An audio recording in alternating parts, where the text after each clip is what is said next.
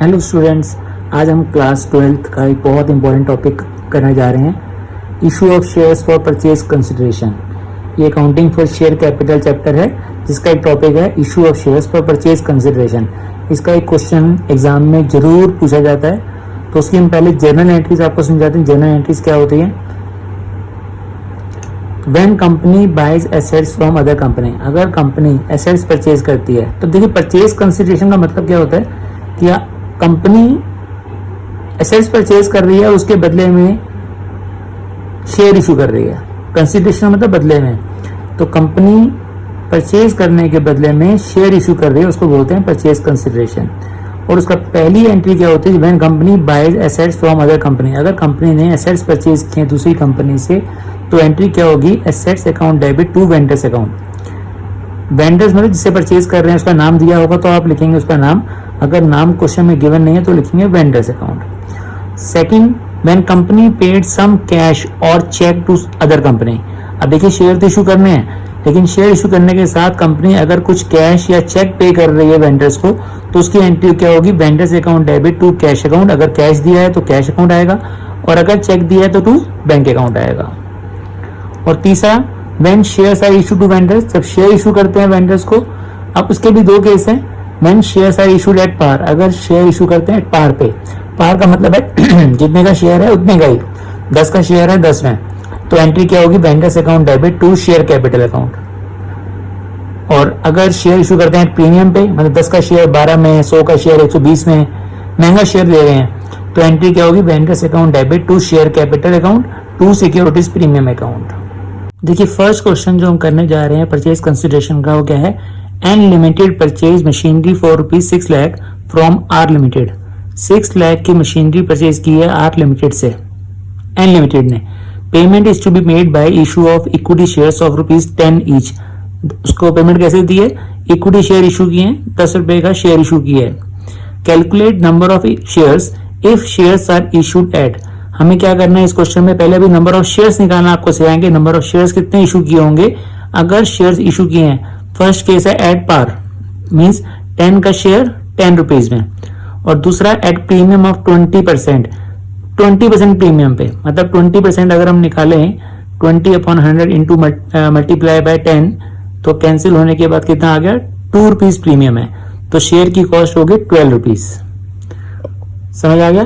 तो अब देखिए पहले हम निकालेंगे नंबर ऑफ शेयर्स, और फर्स्ट केस अभी हम कर रहे हैं। तो नंबर ऑफ शेयर्स का फॉर्मूला क्या होता है? नंबर ऑफ शेयर्स का फॉर्मूला आपने याद रखना है, अमाउंट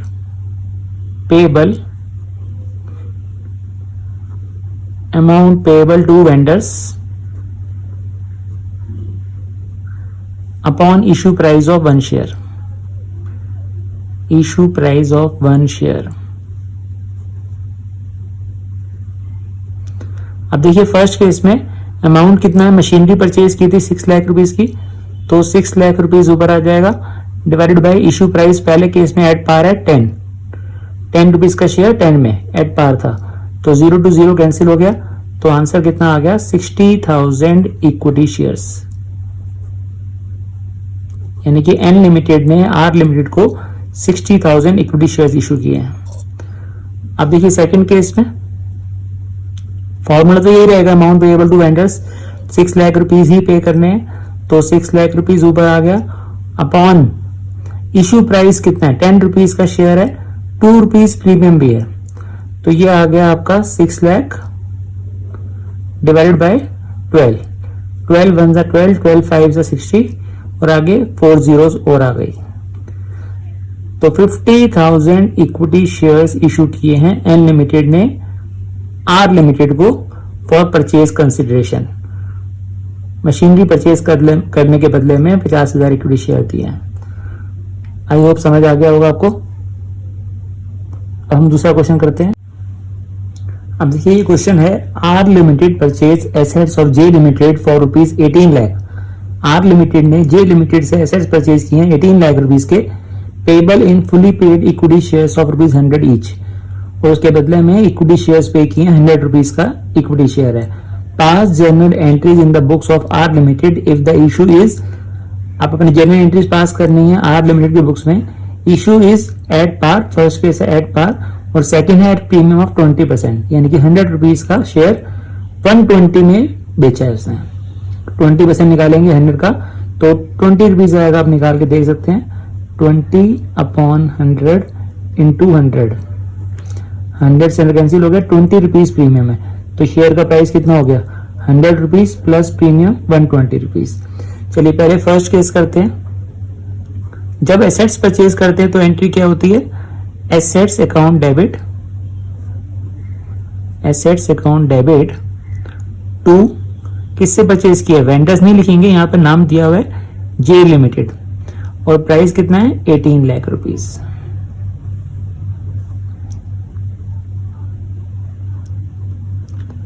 अब जे लिमिटेड को उसके बदले में क्या दिया है, तो J limited debit to share capital, shares issue किया ना पहला केस, तो ये शेयर कैपिटल इशू किए हैं वो भी एट पार।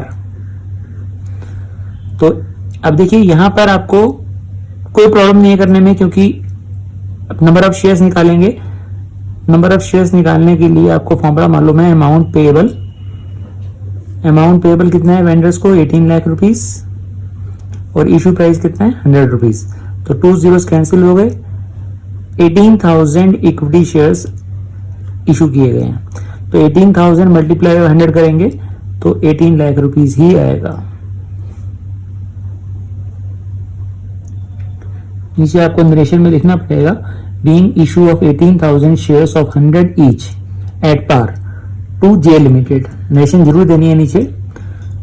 सेकेंड केस में फर्स्ट एंट्री तो सेम है, same as above, assets account debit to J limited, पहली एंट्री में दोबारा नहीं लिख रहा, सेम है। सेकेंड एंट्री में आपने क्या करना है, शेयर्स इशू किए हैं प्रीमियम पर, तो क्या होगी entry, J limited debit to share capital, यहां तक तो सेम है शेयर कैपिटल, और क्योंकि शेयर इशू किए प्रीमियम पर तो नीचे क्या आ जाएगा, to securities premium, securities premium और नीचे आ गया।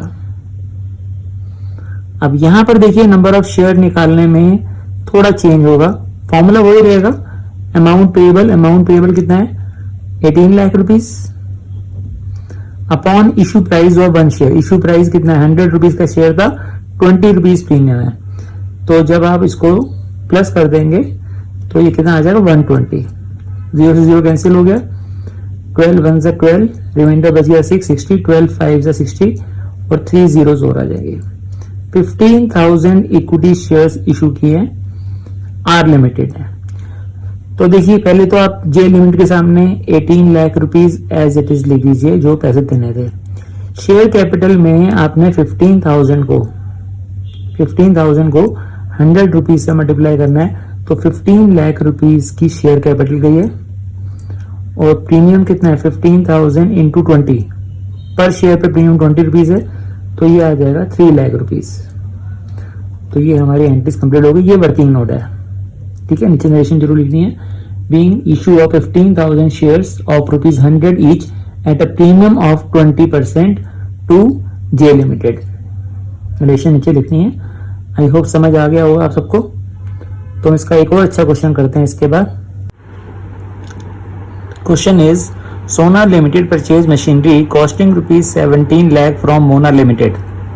सोना लिमिटेड ने मशीनरी परचेज की है 17 लाख रुपीज की मोना लिमिटेड से एंड पे 20% of the amount, 20% amount pay किया है by cheque and the balance amount यानी कि 80% बाकी जो बचा हुआ है paid by issuing equity shares of 100 each, 100 rupees का शेयर है और प्रीमियम है 25% रुपीज का, मतलब 100 रुपए का शेयर 125 में, बाकी जो अमाउंट है उसके बदले में शेयर इशू कर दिए, जिसे बोलते हैं purchase consideration other than cash, cash के बदले में शेयर इशू कर देना।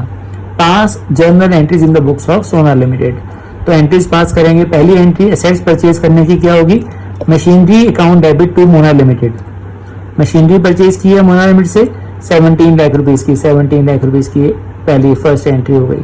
सेकंड है Mona limited account debit to bank account, Mona limited को उसके बदले में चेक दिया है तो टू बैंक अकाउंट आएगा, अगर कैश पे किया होता तो नीचे टू कैश आता, तो Mona limited account debit to bank account, तो हम यहाँ पर 17 लाख रुपीस का 20% निकाल के देखेंगे, वो कितना आएगा, 17 लाख इंटू 20/100, 3,40,000। तो 3,40,000 का चेक पे कर दिया मोना लिमिटेड को सोना लिमिटेड ने। अब third entry, Mona limited debit to share capital to securities premium. अब मोना लिमिटेड को चेक के बाद और क्या दिया है, शेयर्स इशू किए हैं और साथ में प्रीमियम पे इशू किए हैं। तो इसकी एंट्री ये होती है हमारी, Mona limited account debit to share capital account to securities premium account. अब देखिए कितना बैलेंस बच गया वेंडर्स का, 17 लाख में से 3,40,000 तो पे कर दिया, बाकी बच गया 13,60,000। तो यहाँ पहले ना वर्किंग नोट आप पहले ध्यान से समझिए। पहले आपको निकालना होगा नंबर ऑफ शेयर्स इशूड। तो अमाउंट पेएबल टू वेंडर, कितना अमाउंट पेएबल है वेंडर को, upon issue price of 1 share, एक शेयर का इशू प्राइस कितना उससे डिवाइड करना है।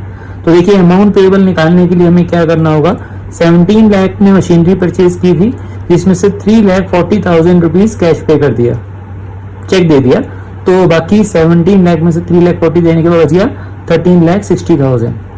इशू प्राइस कितना हुआ 1 शेयर का, 100 रुपीज का शेयर था, 25 रुपीज प्रीमियम आ गया, 100 का 25% निकालोगे तो 25 रुपीज आएगा, तो दोनों को ऐड करके आ गया 125।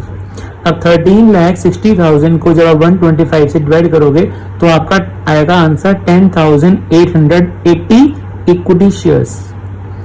तो अब थर्ड एंट्री को हम यहाँ पहुंचे दोबारा से, मोना लिमिटेड डेबिट, कितना पैसा बैलेंस रह गया, 17 लाख में से 3,40,000 सब्ट्रैक्ट किया तो आ गया 13,60,000। To share capital, share capital में क्या लिखेंगे, जितने आपने वर्किंग नोट में शेयर्स निकाले हैं 10,880, उसको मल्टीप्लाई करेंगे 100 रुपीज से, क्योंकि शेयर का जो फेस वैल्यू है 100 रुपीज है, तो ये आ गया आपका 10,88,000। टू सिक्योरिटीज प्रीमियम, प्रीमियम का अमाउंट कितना है 10,880, जो आपके इक्विटी शेयर्स आए थे, इसको मल्टीप्लाई करना है आपने प्रीमियम अमाउंट से, तो 10,880 मल्टीप्लाई बाय 25, अब मल्टीप्लाई करके आएगा 2,72,000। तो अब इन दोनों को ऐड करके देखेंगे 13,60,000 ही आना चाहिए। आई होप समझ आ गया होगा। अगर आपको कोई डाउट हो तो आप कमेंट में लिख सकते हैं, आपको मैं दोबारा समझा दूंगा। और अगर समझ आ गया, आपको तरीका अच्छा लगा, तो आप वीडियो को लाइक कीजिए, शेयर कीजिए और चैनल को सब्सक्राइब जरूर कीजिए। Thank you so much.